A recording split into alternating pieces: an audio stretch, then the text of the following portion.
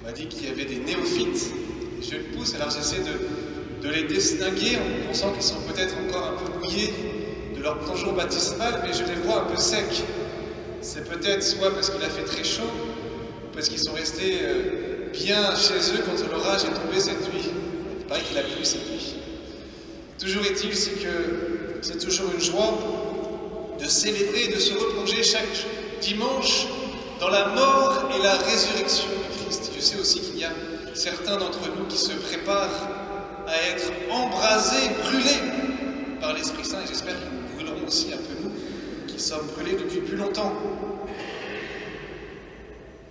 Il paraît que Mère Teresa disait, en tout cas en citant les hindouistes qu'elle côtoyait bien sûr, elle disait que, enfin, les hindouistes disaient, et c'est Mère Teresa qui disait cela, en citant les hindouistes, que le bouddhisme c'est la religion du détachement, l'islam la religion de l'obéissance, et le christianisme que c'est la religion de... Ah, ils ont été bien formés ces néophytes. La religion de l'amour, bien sûr. Ça nous paraît même tellement évident qu'on peut en être lassé. On peut se dire que c'est un peu de la guimauve sans goût, tellement sucré que cette religion de l'amour peut nous paraître même glamour. Tout le monde sait qu'il faut aimer. Tout le monde. Chers néophytes, vous ne l'avez pas appris le jour de votre baptême, je suppose. Tout le monde sait qu'il faut aimer. Je dirais, tant mieux. Tant mieux qu'aujourd'hui le Christ nous le rappelle, parce que là cela montre bien d'abord que notre religion, notre foi en Jésus-Christ vient rejoindre ce qu'il y a de plus profond dans l'homme, même dans l'homme qui est le plus loin de Dieu. Mais il y a quand même quelque chose d'étonnant dans cet évangile. C'est que cette parole du Seigneur qui nous invite à aimer est un commandement. Et un commandement, enfin, aimer, ça ne se commande pas. Ça vient ou ça ne vient pas. Je le sens ou je ne le sens pas. Mais on n'ordonne pas quelqu'un à aimer une autre personne. Et pourtant, c'est bien ce que dit Jésus. Je vous donne un commandement nouveau.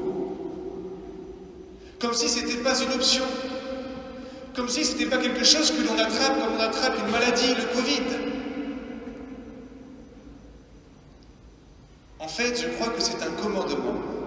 Déjà d'abord parce que aimer pour nous chrétiens, ce n'est pas du sentimentalisme. C'est du sérieux. C'est profond. Ça prend tout l'être. D'ailleurs, ce commandement est donné alors même que Jésus s'apprête à mourir sur la croix. Ce ne sont pas que des mots. Ça ne prend pas seulement aux tripes. Ça prend tout l'être en profondeur. Et je dirais même que aimer est un commandement parce que aimer est d'abord une décision, un acte de la volonté, que aimer est une construction. L'amour est un commandement parce que l'amour est à construire. Parce que l'amour est à construire. Comme un chantier, comme une mission, à vivre jour après jour. D'ailleurs, Charles de Foucault, qui va être canonisé aujourd'hui, si ce n'est pas déjà fait, Charles de Foucault disait que aimer, c'est désirer aimer. C'est désirer aimer. L'amour est un commandement, parce que l'amour est à construire. Nous voulons tous être aimés, et nous voulons tous aimer. Aucun doute. Pourtant, chacun de nous a l'expérience de tant d'amour déçu, gâché. Mais si nous sommes là aujourd'hui, frères et sœurs, c'est que nous croyons que rien n'est perdu. Nous croyons que le Christ est mort et ressuscité. Nous croyons qu'il a donné sa vie pour nous apprendre à aimer. Comme je vous ai aimé, vous aussi, aimez-vous les uns les autres. L'amour est un commandement, mais ce commandement est nouveau parce qu'il s'appuie sur l'amour du Christ qui le premier nous a aimés. On pourrait même traduire cette phrase que nous connaissons « Comme je vous ai aimé, aimez-vous les uns les autres » par « De l'amour dont je vous ai aimé, aimez-vous les uns les autres ». Ce qui veut dire qu'aujourd'hui nous sommes invités à construire un amour et un amour divin, un amour christique. Nous sommes d'ailleurs des chrétiens, des chrétiens. Le fondement de l'amour dont nous devons aimer, ce n'est pas nous, mais c'est Jésus.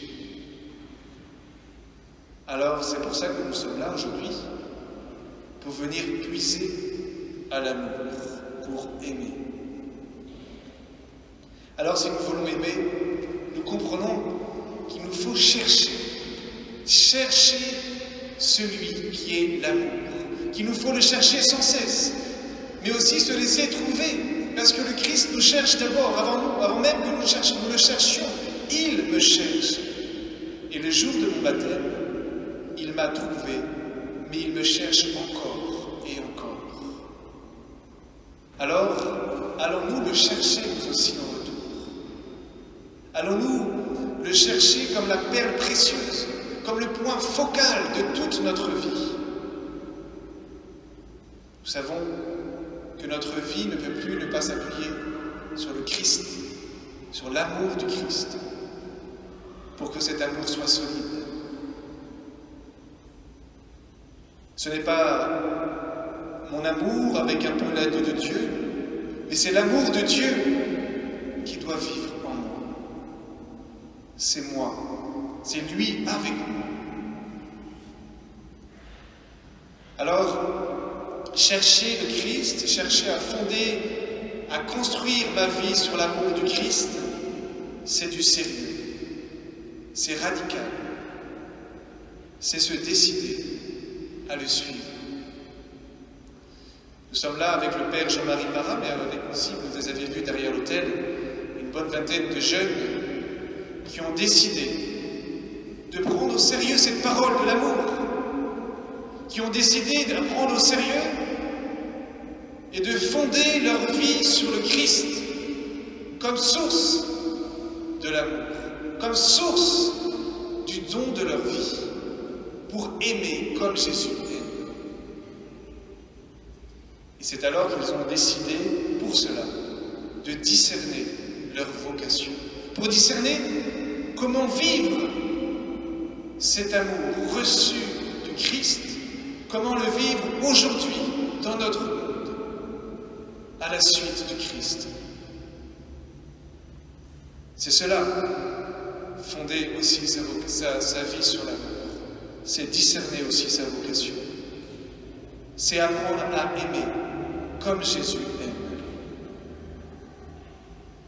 Parmi vous, il y a des jeunes, il y a des enfants, il y a des servants d'hôtel, servantes de l'Assemblée, des scouts et bien d'autres encore, qui, je sais, vous avez aussi le désir d'avoir une vie belle fondée sur l'amour du Christ. Alors, laissez-vous interpeller. Laissez votre cœur, ouvrez-le à cet amour du Christ, plus grand que tout, pour que votre vie ne soit pas fondée sur vous-même, mais sur lui, qui nous aime et qui nous invite à aimer. Et pour cela, je vous invite un jour, comme ces jeunes qui sont là derrière l'autel, à prendre des moyens pour discerner votre vocation, pour suivre le Christ en vérité et se décider pour lui, pour aimer comme il aime. Choisir, c'est aussi aimer, et aimer, c'est aussi choisir, mais c'est aussi renoncer. Et nous savons que si nous voulons fonder notre vie sur l'amour du Christ, il va falloir aussi se battre, il va falloir aussi lutter, persévérer, comme on l'a entendu dans les Actes des Apôtres, dans la première lecture. Il les exhortait à persévérer dans la foi. Eh bien, que nous soyons néophytes, que nous soyons confirmants, que nous soyons déjà bien confirmés, que nous soyons jeunes, enfants, nous sommes invités à persévérer dans la construction de l'amour, à fonder notre vie sur le Christ, et si nous sommes jeunes, enfants, à se décider, à répondre joyeusement, gratuitement, à l'appel du Seigneur, quel qu'il soit, que ce soit dans la vocation consacrée, dans le sacerdoce ou dans le mariage, pour que notre vie ne soit pas fondée sur nous-mêmes, mais sur Jésus et Jésus-Christ seul. Que Dieu soit béni à jamais.